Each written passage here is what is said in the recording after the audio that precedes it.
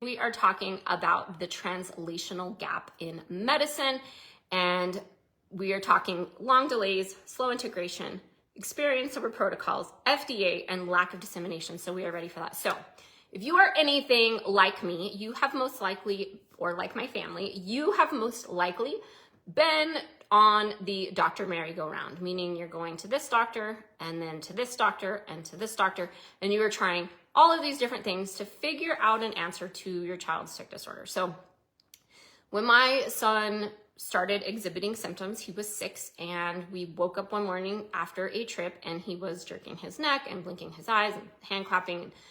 We were terrified. We were scared because we didn't know what was going on. So of course we filmed it on our phones, we started researching, and we got to the pediatrician. And really, the pediatrician doesn't do any testing, doesn't do much, takes a look at him and says, I think it's a neurological tic disorder. Just ignore it. He'll probably grow out of it, but we'll send you to the neurologist just in case. And so this was the first kind of time we were, just ignore it. Just ignore it. Well, I will say it's not the first time we've been told to ignore our child's symptoms, but one of the times we were told to ignore our child's symptoms. And so once we get to the neurologist, same thing. It's, he looks at him, he doesn't run any tests, he doesn't look any deeper. He just looks at him and goes, I think your son just needs a good spanking, but yes, maybe he'll grow out of it, ignore it. And that for me was the end of the line. And I know for many of you, that is the same experience. You've gone to doctor after doctor and you feel like you're not getting any answers and you're not getting the support that you need. And you just keep going around and around in circles. This is the definition of insanity, doing the same thing over and over and never getting a different result. So I definitely felt insane. And I know that so many of you who have maybe a new tic disorder diagnosis, or you've been living with it for quite a while, you feel the same. You feel like it's insanity. You're doing the same thing over and over and not seeing any changes. So for me, it was really impactful to go through the conventional model because that is how we grew up. We grew up, you go to the doctor, you get a pill, you get better. Your doctor, who you trust with your health the most, is supposed to be that person that is going to fix you, supposed to make you better. But when we start to go on the doctor merry-go-round, we're going doctor after doctor after doctor, and we're never seeing any changes, we start to become very discouraged. And we start to ask questions because this day and age, we have so much access to research and data and information that we can be our own best researcher. I know I became an incredibly intense researcher overnight. It's still one of my favorite things to do. But we have to look at the fact that when we start to do our own research and we take it to our doctor's office and then they're like, diet doesn't matter, just ignore it.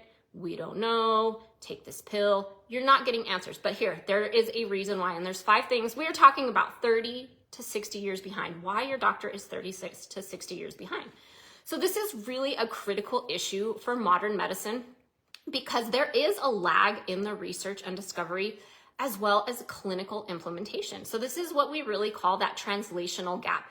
It is that time period that it takes for research and discovery to be implemented, taught in medical school, and then be implemented in a clinic, in an office. And it really takes a good long period of time. So this statistic I think is really staggering, but on average, it takes 17 years for 14%, only 14% of new scientific discoveries to impact patient and client care. That to me is a huge staggering number because 17 years, my son just turned 18. So it's taken 17 years for new information that we're learning right now, and only 14% of it to be implemented in clinics, in practices, in doctors' offices all over the world. You are missing 86% of the information, the data, the discoveries in your doctor's office. Some of them, yes, may not be valid, but we're missing a huge chunk of that data that's not being translated into your doctor's office, your doctor's practice. So on average, it takes 17 years for just 14% of new scientific discoveries to impact care. Most doctors are practicing medicine so far behind the cutting edge research. And there are those 5 key reasons. They're practicing medicine so far behind. If your doctor is 60 years old and they graduated medical school 30 years ago, and they have not stayed on top of those studies and that information and that continuing learning. What they learned in medical school was already 30 years behind. So your doctor is about 60 years behind in the research and data because they're not haven't learned anything new since they graduated from medical school. Yes, they need to do some hours and some continuing education, but a lot of doctors are specialists. So maybe the neurologist you go to, he's not a tic disorder specialist. He's a neurologist specializing in epilepsy, for example. So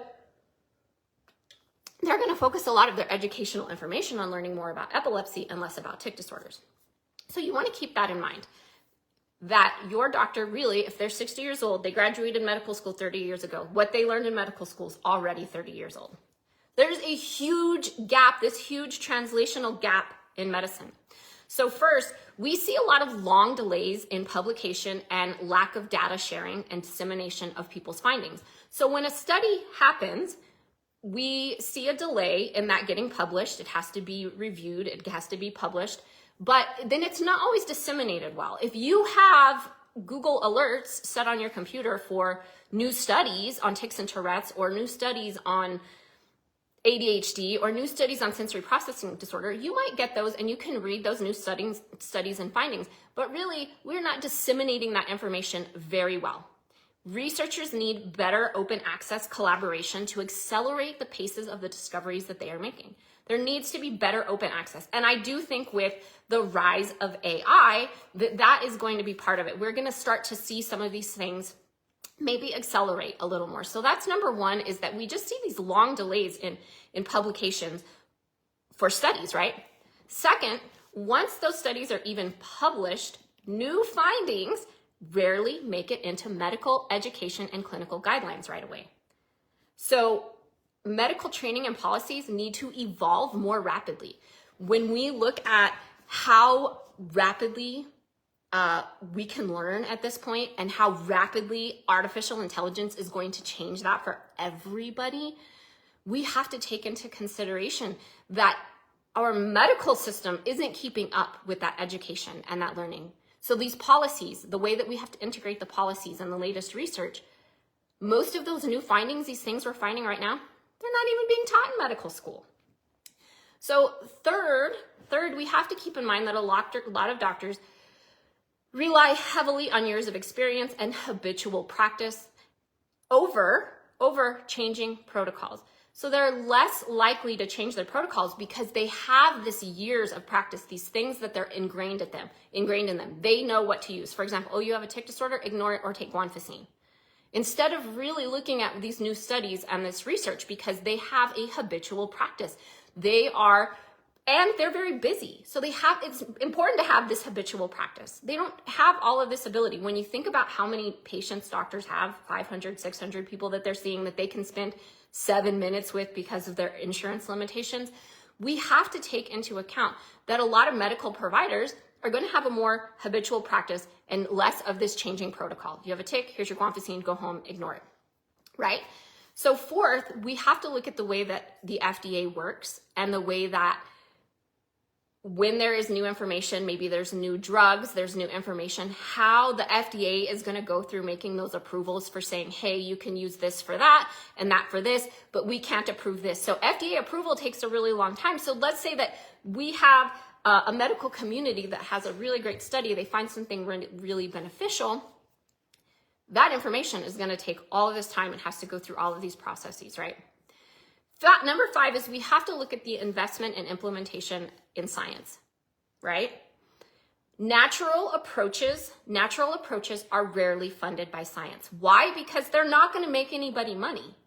If it comes to the fact that there is a study, and there was a study done on gluten and dairy on the impact of tic disorders, that the study saw very positive impacts. And the study showed that most of the people in the study, there was about 25 people in the study, that when they took out gluten and dairy, they saw a big decrease in their symptoms. That was a huge study. Or it wasn't a huge sample size, but it was a lot of good, valuable information. That study was handed to the Tourette's Association, and the Tourette's Association said, we don't think your sample size is big enough, so we're not accepting this sample. We're not accepting this study as word, as rule, as anything. We're not going to accept this study because it wasn't a big enough sample size. And a lot of these studies on natural approaches can't afford to have big sample sizes because they're not being funded. The studies that are being funded, you have to look, they're being funded by companies who are creating medications. They are being funded by food organizations who are pushing food products because that's who has the most money for funding. So when you want to do a study on natural approaches, you are going to have to fund it yourself. In fact, Dr. Terry Walls is one of the only people to get study funding on natural approaches for MS. One of the very few people. It doesn't happen very rarely because when you talk about natural approaches, if it doesn't look like it's going to make anybody money, they're not going to fund it. So you have this lack of investment and implementation. And when we look at that piece, we need policy reform. This could accelerate how we are working with clients, how doctors are working with patients. So when we start to look at this, there are a lot of reasons on why your doctor may be 30 to 50 years behind. And why is that relevant to you? It's relevant to you because you keep going to doctor after doctor, doing the same thing over and over and never getting any results. You're not getting any answers. You're not seeing any changes. Why? Because your doctor most likely is 30 to 60 years behind for several reasons. And so it's really important, and what I stress to people is find someone who is current on the studies, find someone who's in it, find someone who specializes in that particular thing, okay? And really looking at, you can have this gap between what your doctor has learned and what they're using in practice. You have this gap. Well, there's people like myself who fill this gap because we can give you that information and the education and the resources you need to fill up this gap to get the results that you're looking for, to start to reduce tic disorders naturally.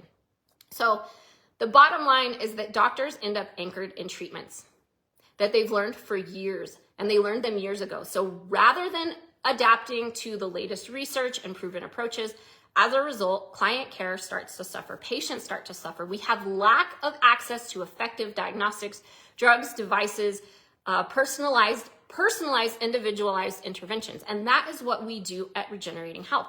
We create personalized, individualized programs and protocols focused on helping you reduce those tic disorders naturally. So we have to start to close this translational gap. We have to start to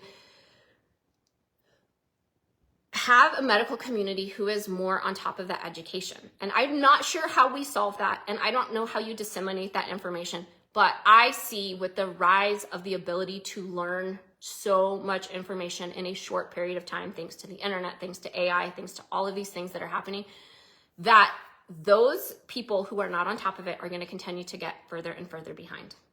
When we look at artificial intelligence and how quickly it's climbing, artificial intelligence is learning to be its own artificial intelligence. You have to be on this upward slope or you're going to get behind. And we're already seeing that medical communities are 30 to 60 years behind. And it's disheartening. And I didn't know this when I started digging into this, but now we know. We know that your doctor is rooted and habitual. They don't have all this continued information. And I'm not saying this is a bad thing as far as it may not be all doctors. It may not be your doctor specifically, but some doctors, yes, are 30 to 60 years behind. And I will tell you that from what I see, all of the doctors we were working with, with the exception of 2, were 30 to 60 years behind. My son's allergist, who told me he refused to test for food allergies and food sensitivities, now, 12 years later, has incorporated that testing into its practice. Took him 12 years to realize that food really had an impact on his patient's health. 12 years. He basically flat out told me, no, we will not test that. We will not look at that.